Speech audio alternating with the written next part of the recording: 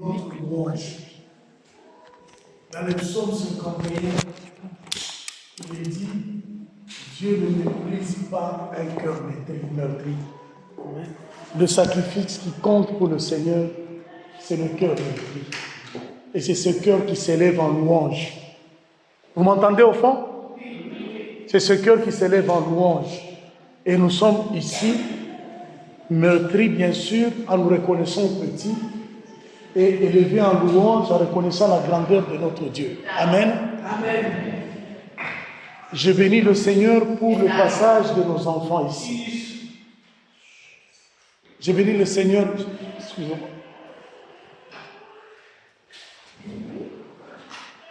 J'en ai des larmes aux yeux.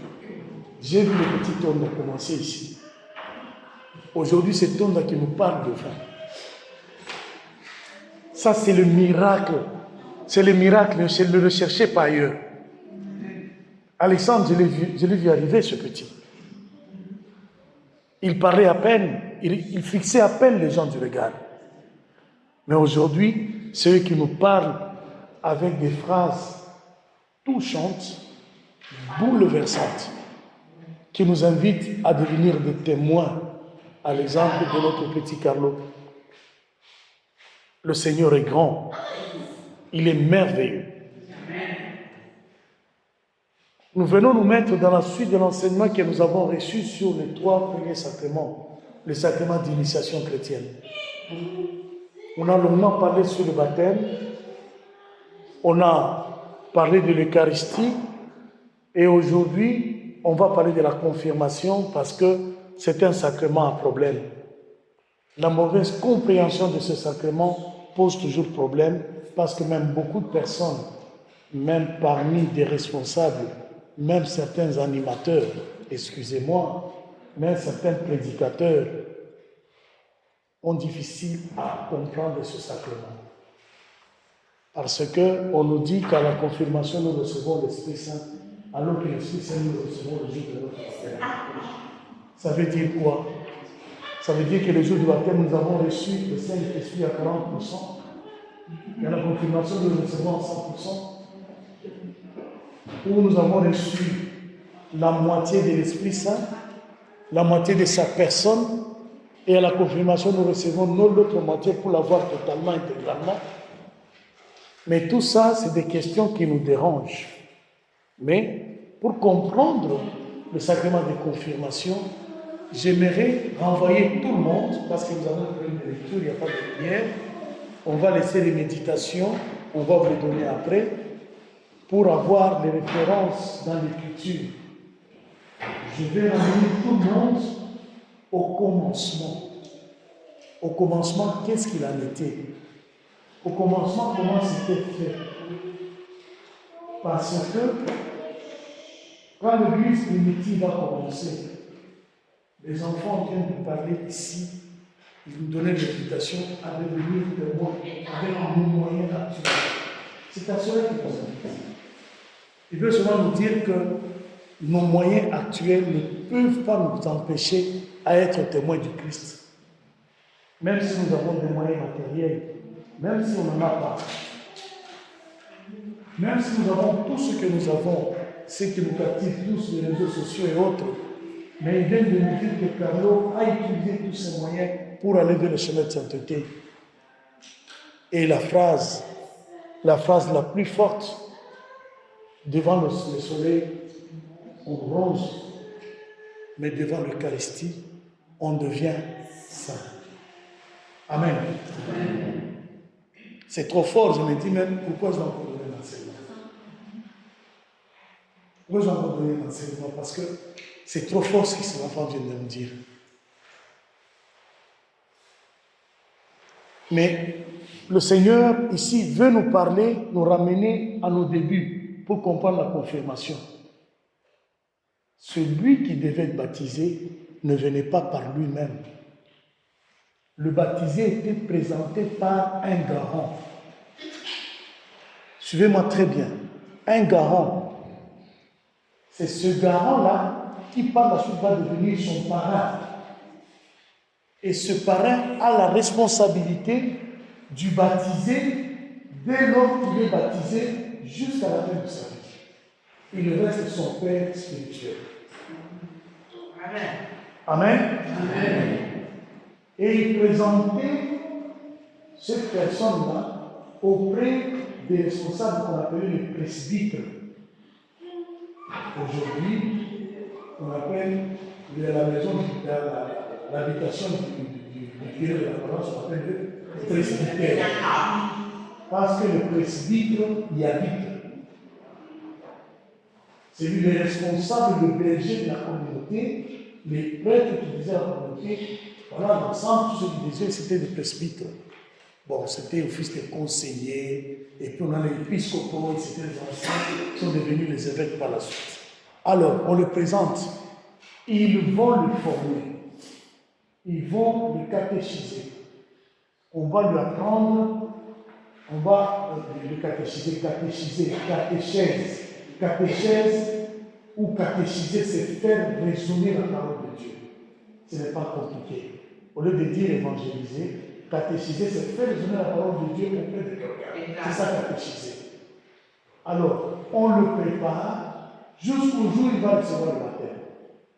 Et le baptême était donné généralement à la nuit pascale.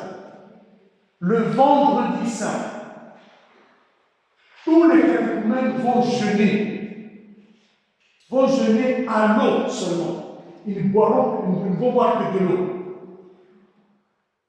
Ils ne mangent pas. La nuit, ça sera le rite d'imposition de l'âme. On va leur imposer de l'âme et puis on va appliquer l'onction. Le samedi, le jour de la Pâque, la veillée pascale, c'est là qu'ils vont recevoir le baptême. Et après le baptême, ils reçoivent la confirmation. Après la confirmation, l'Eucharistie continue, ils vont prendre la communion.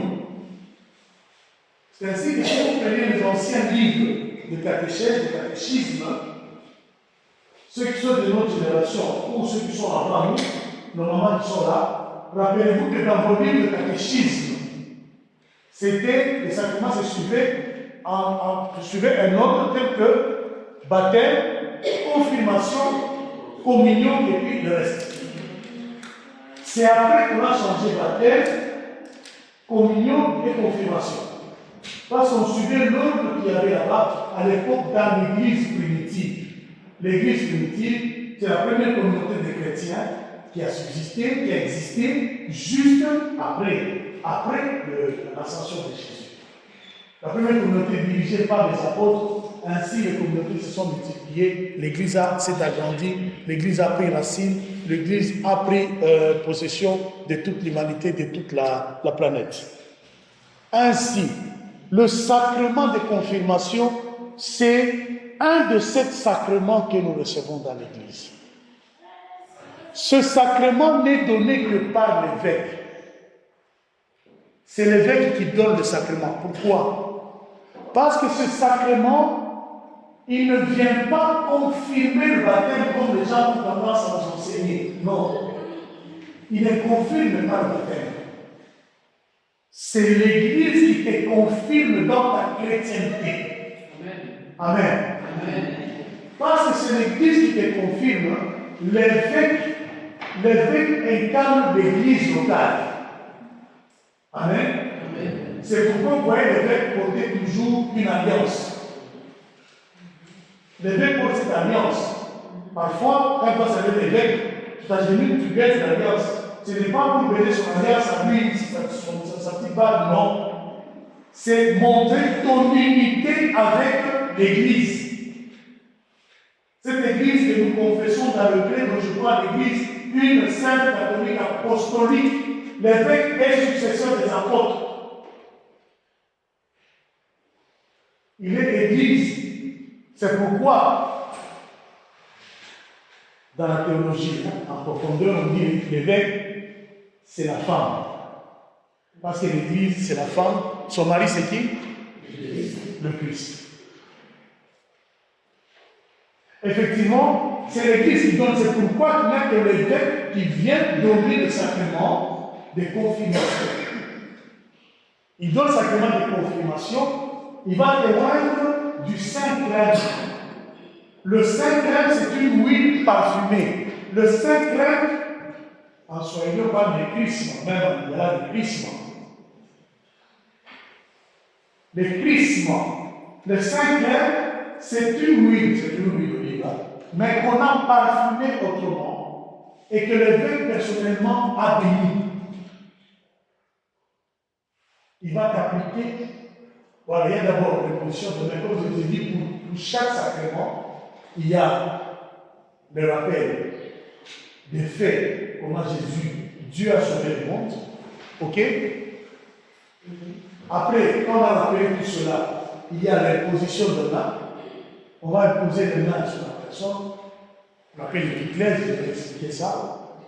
Après, il y a l'acte qu'on va poser en utilisant un élément de la terre et du monde, l'huile.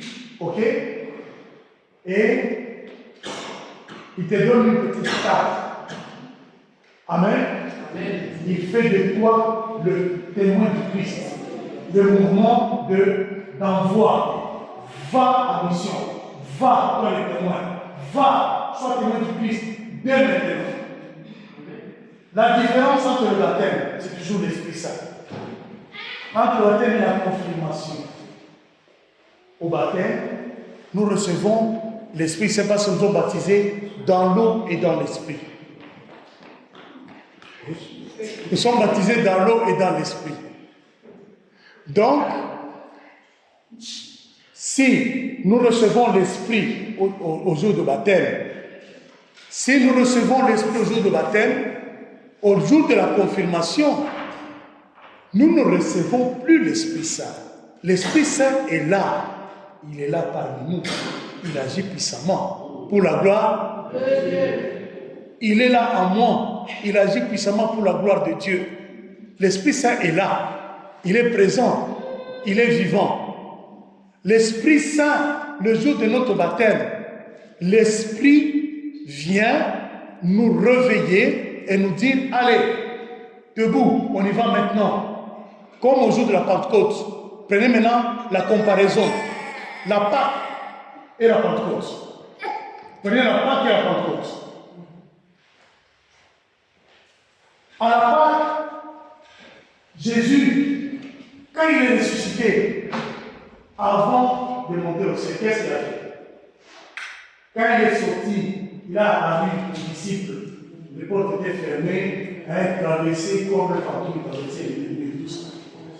Qu'est-ce qu'il a dit ici? La paix soit. Et puis, il a fait quoi? Il a soufflé sur eux, il a dit, recevez mon esprit. Mais après, avant même de prendre de feu son ascension, il dit, restez à Jérusalem, ne vous y éloignez pas. Pour que, le consolateur, qui procède du Père. Non, il n'a pas dit Fils. On n'appelle pas la secrétaire, il est théologique. Donc, voilà. Il procède du Père. Ça, c'est l'écriture dit. Je ne sors pas de l'écriture. Qui procède du Père viendra ici à Jérusalem. C'est alors que vous pouvez sortir pour être les témoins. Ils avaient reçu l'Esprit Saint. Mais vous pouvez dire que c'était même la confirmation, c'était même l'effusion. Ça veut dire que le souffle, quand il a soufflé là, il n'y avait pas d'Esprit Saint. L'Esprit Saint veut que celui qui est descendu sur la Pentecôte. Non. C'est deux étapes différentes avec des orientations différentes. Je vous donne mon esprit. C'est comme au baptême, nous sommes baptisés dans l'eau et dans l'esprit. Nous recevons l'esprit sur baptême. Maintenant, l'Église vient nous confirmer quand nous recevons le baptême, nous naissons, nous devenons de chrétiens. L'Église vient nous confirmer dans notre chrétienté. Il vient nous confirmer et au nom du Christ que nous avons effectué, l'Église nous prend par la main et nous met sur le chemin de la mission. Pour être témoin du Christ. On dit, bon, maintenant, vas-y, tu as ce qu'il faut, vas-y. Quand nous recevons, l'Esprit Saint, on dit qu'il est le maître des dons et des charismes. Au baptême, nous recevons tout cela. Et maintenant, à la confirmation, l'Esprit vient te dire, Linda, ton don, c'est d'écrire avec une écriture. Et tu entends. Désormais, avec l'écriture, il faut l'utiliser comme ça, et vas-y. Amen. Amen. Quand nous faisons notre prière d'effusion à l'Esprit Saint, effusion de l'Esprit Saint, la condition, c'est que vous devez avoir le premier sacrement. Parfois, on est compréhensif par rapport au cas. On essaie de juger, de voir, de discerner, voir quelqu'un selon le besoin. On peut dire, bon, celui-là, vous devez. Mais normalement, il faut pas le premier sacrement d'initiation chrétienne. Parce que, quand nous faisons cette prière, nous ne prions pas pour que l'Esprit Saint descende en toi. Amen. Amen. Nous ne prions pas pour que tu reçoives l'Esprit Saint, comme beaucoup ont tendance à dire ça. Ce n'est pas pour que tu reçoives l'Esprit Saint, non. Mais nous venons seulement, par la grâce de l'Esprit Saint, aller secouer toutes les grâces qui dormaient en toi. Comme je venais de dire à Linda, toi, ton président, c'est d'écrire avec une l'écriture. Mais elle a pris sa l'écriture en poche, c'est resté comme ça. Elle ne s'est jamais levée pour aller faire son travail de témoin. Mais l'effusion de l'Esprit Saint vient secouer cela. On a toujours donné l'exemple d'une tasse de thé. On a mis du sucre, mais on n'a pas trouvé. Le sucre reste dans le fond. Cette table de thé est-elle sucrée ou pas? La tasse de thé est-elle sucrée ou pas? Elle est sucrée. Elle est sucrée. Mais quand tu bois, quand tu goûtes, c'est sucré. Quand tu vas goûter, est-ce que ça va être sucré? Non. Non. Il faut aller jusqu'au bout. Comme ça, tu vas être trop sucré. Mais, quand tu prends une cuillère, tu bouges, tu secoues, tu tournes, à ce moment-là, qu'est-ce qui va arriver? Le sucre va se mélanger dans tout le liquide et tu peux le prendre le sucré. C'est-à-dire que la prière de l'effusion vient de créer les grâces et du baptême et de la confirmation.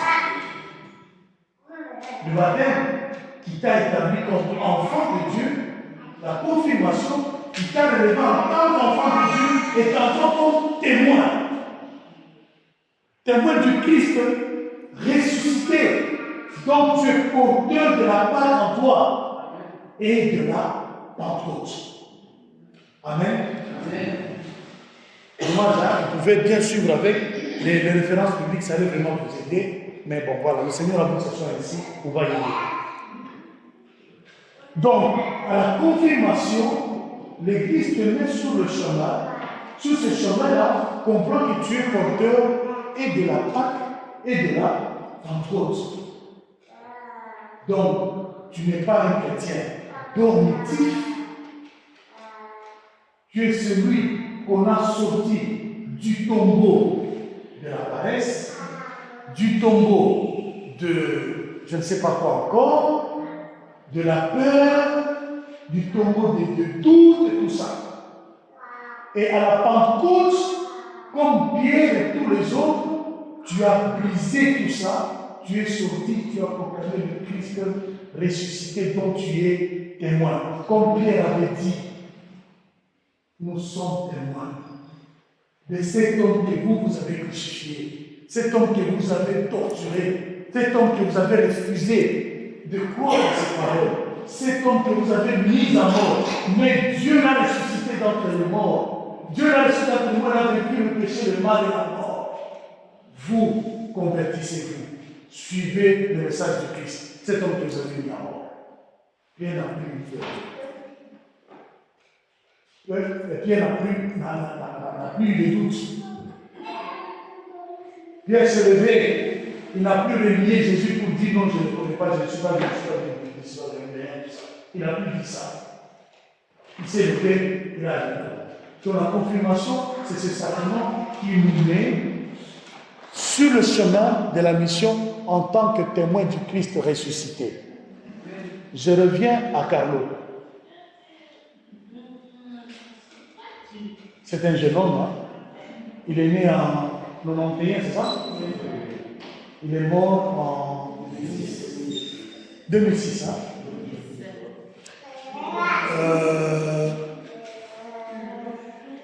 Donc, 15 ans, 15 ans. Ça me rappelle un autre jeune qui est mort aussi comme ça, Dominique Savio. Voilà, c'est presque la même histoire. Dominique Savio, c'était parmi les jeunes que Saint Jean Bosco, Don Bosco, récupérait pour former, leur donner une formation, leur donner une instruction, en même temps leur donner une formation à la foi. Mais Carlo n'était pas de cela. Carlo a devenu nos mamans comme un enfant, voilà, comme tous les autres enfants. Mais étant déjà jeune, il savait ce qu'il faisait. Il savait qui il servait. Il savait qui il priait. Il savait qui il défendait. Il savait pour qui il s'était engagé. Donc il était porteur de la Pâque. Il était porteur de la Pentecôte. C'est pourquoi il a parlé de l'Eucharistie comme le chemin de sainteté. Je vous l'avais dit ici l'autre fois, la dernière fois que j'étais ici, quand nous communions au corps du sang de Christ, c'est Dieu lui-même qui descend ici, sur cette table que nous appelons la table des sacrifices. C'est pourquoi il est interdit de ne pas faire n'importe quoi sur cette table. De ne pas faire n'importe quoi sur cette table. Parce que c'est sur cette table que, au moment de la transubstantiation, que le pain et le vin deviennent co-récents de Jésus-Christ. Que Dieu le Père descend. Dieu le Père descend sur cette table. Amen. Il descend sur cette table pour transformer cette matière afin qu'elle devienne le corps et le sang de Jésus que nous allons consommer pour avoir la vie. Donc, sur cette table, quand nous venons à la messe, il se passe toujours un grand miracle, le grand sacrifice de Dieu qui se donne à son peuple, Dieu qui se donne à ses élus, Dieu qui se donne à ses enfants, afin que ce dernier ait la vie. Et quand nous venons communier,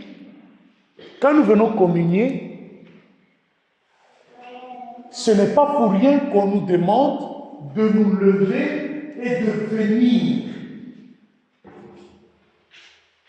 Quand nous venons ici, c'est en signe d'acceptation de répondre oui à l'invitation du Seigneur qui nous invite à sa table de sacrifice. C'est ainsi que,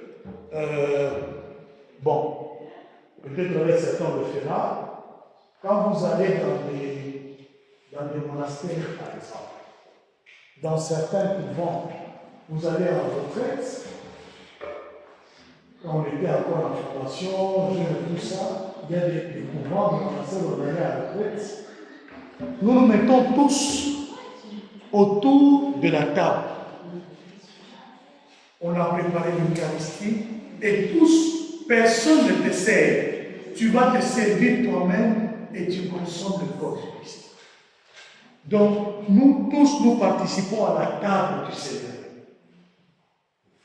Et quand nous recevons le Christ en nous, ça c'est l'Eucharistie, il vient à nous, il s'unit à notre corps et il le divinise, il nous donne sa nature, il nous communique sa nature, il nous communique sa sainteté. C'est fort de cela, fort de cela que nous sortons à la fin de la messe La prière de la fin là.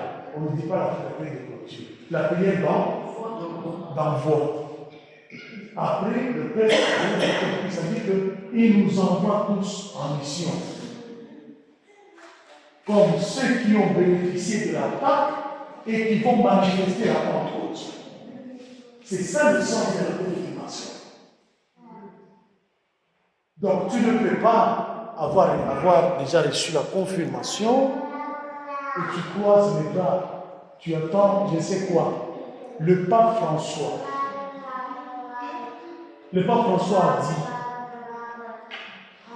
un chrétien, dès que tu es déjà baptisé, tu n'as plus à tenir les pieds. Et au plus fort, quand tu as la confirmation, tu n'as rien à attendre. Tu n'as rien à attendre de ton curé, tu n'as rien à attendre de ton berger, tu n'as rien à attendre de l'évêque. Mets-toi déjà au travail. Mets-toi, lève-toi, marche, va. Va annoncer la gloire de Dieu. Va annoncer la Pâque. Va annoncer la Pentecôte. Va faire vivre la Pentecôte. Amen. Bon, le Seigneur nous éclaire à la fin de l'enseignement. Donc, voilà. Donc, le chrétien, dès que tu as ta confirmation, va directement pour vivre la Pentecôte. C'est pour que celui qui reçoit la confirmation, aussi, l'Église te fait comprendre, te fait accepter, te fait croire que le Christ est en toi et il y est à l'œuvre. Le Christ opère en toi. Le Christ réalise ses œuvres en toi. C'est ce que l'Église peut dire à la confirmation. C'est pourquoi, comme j'ai dit au début, seul l'évêque donne ce sacrement. S'il ne donne pas ce sacrement, il délègue son pouvoir. À un vicaire général, à un vicaire épiscopal, c'est différent, hein? Ce n'est pas l'enseignement du jour. Il y a un vicaire épiscopal, il y a un vicaire général.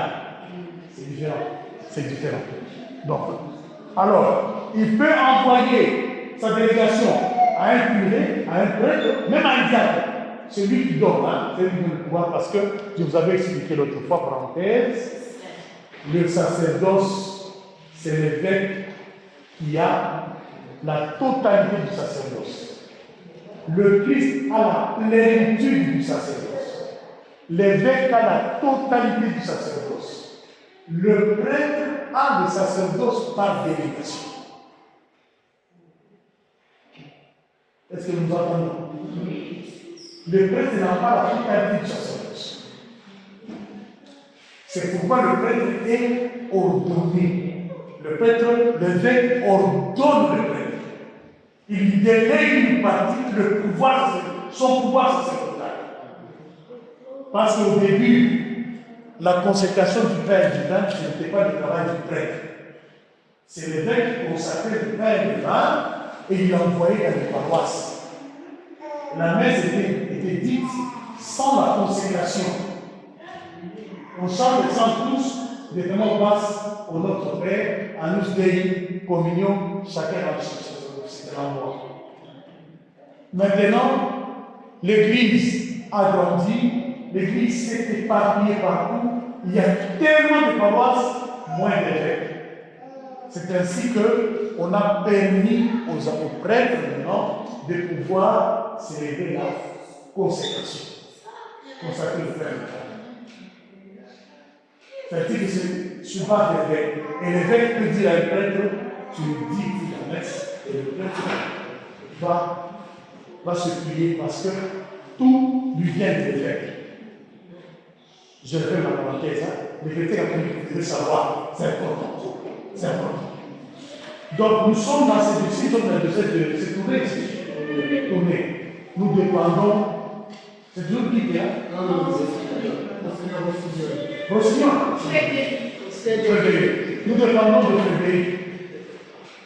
Si lui aujourd'hui dit tu ne prêches plus sur les bancs, je ne peux pas prêcher.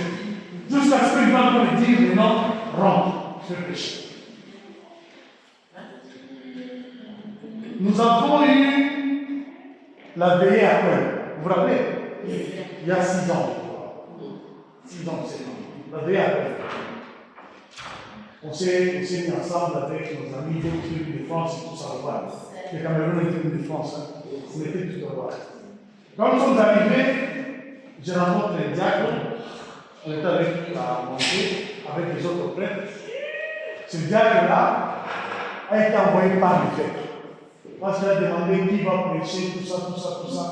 On ne l'a pas parlé de moi, il ne voulait pas.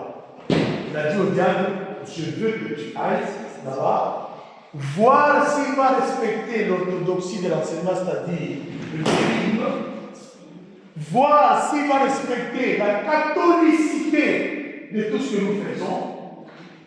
S'il ne respecte pas, je prendrai des mesures pour qu'il ne presse plus jamais dans le monde. Et le temps que je l'ai dit avant. Le temps que je l'ai dit avant. Là, on mangeait le dimanche ici. Faites attention, tout ça, j'ai dit non. Bon, voilà. Ne prenez rien. Ne prenez rien. Donc, nous allons essayer de faire ce qu'il faut. Dieu merci, pendant l'enseignement, nous avons célébré qui est parti. Moi, c'est juste un petit mot. Merci beaucoup. Je ne vois pas ce que je vais faire. Donc, l'évêque a ce pouvoir. L'évêque a ce pouvoir de pouvoir arrêter. C'est lui maintenant qui donne la confirmation. Alors, j'ai compris en disant, la confirmation c'est un sacrement qui nous permet à tous les chrétiens, d'être véritablement témoins. Or, cette année, le thème de notre groupe ici, c'est comment? Voilà. À la retraite, l'abbé Emery s'est étalé là-dessus. Il a pris les faces, les facettes, les tournures, il a tout donné. Maintenant, pendant l'année, on va creuser chaque facette qu'il a donnée. C'est comme avancer, aller à nos profondes. Hein? On peut encore revenir cette année, il y a encore à dire. À part ce qu'on nous a dit l'année dernière, il y a, si on remet ce thème-là, il y a encore et toujours à dire là-dessus. Je vais même être témoin. Il y a beaucoup de choses que nous allons apprendre au fur et à mesure. Et cette année, c'est un appel que le Seigneur nous lance. C'est un appel que l'Église nous donne. L'appel que l'Église nous donne, c'est à comprendre que pour être témoin, nous n'avons plus besoin de rien. Nous avons tout ce qu'il nous faut pour être témoin. Parce que nous avons reçu le baptême, nous avons la Pâque à nous, le baptême et la communion, la Pâque à nous. Nous avons maintenant la confirmation. Hein? Nous avons maintenant la confirmation en nous qui nous permet d'avancer les facilités. D'avancer. Tu as confirmé? Déjà? Ah, c'est bien. Donc, prochaine mission, prochaine mission, nous l'avons. La prochaine mission, nous l'avons. Bon, voilà. Ça va être comme ça. On ne va pas prendre tel. Parce que tous nous sommes des confirmés, nous sommes des chrismés. Voilà, c'est le terme qui nous appelle. Confirmés, ce n'est pas le terme qu'il faut pour l'Église. Les chrismés, ceux qui ont reçu le chrisme. Nous sommes tous des chrismés.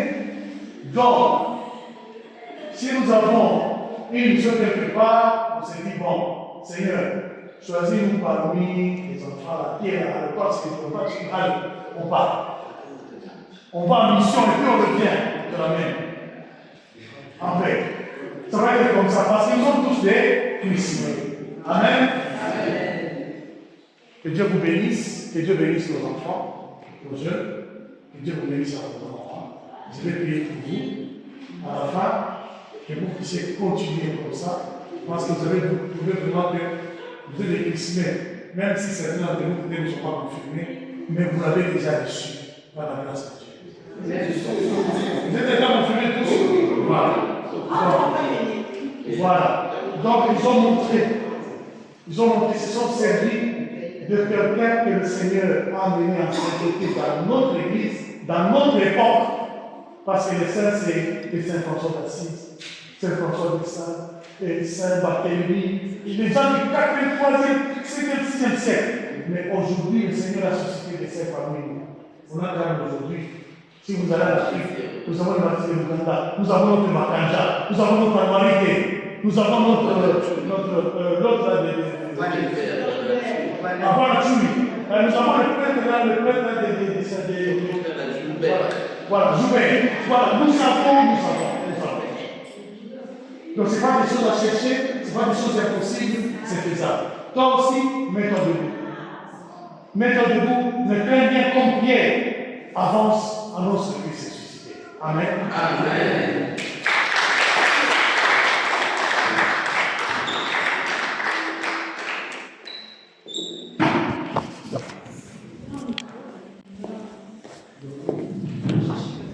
Tiens.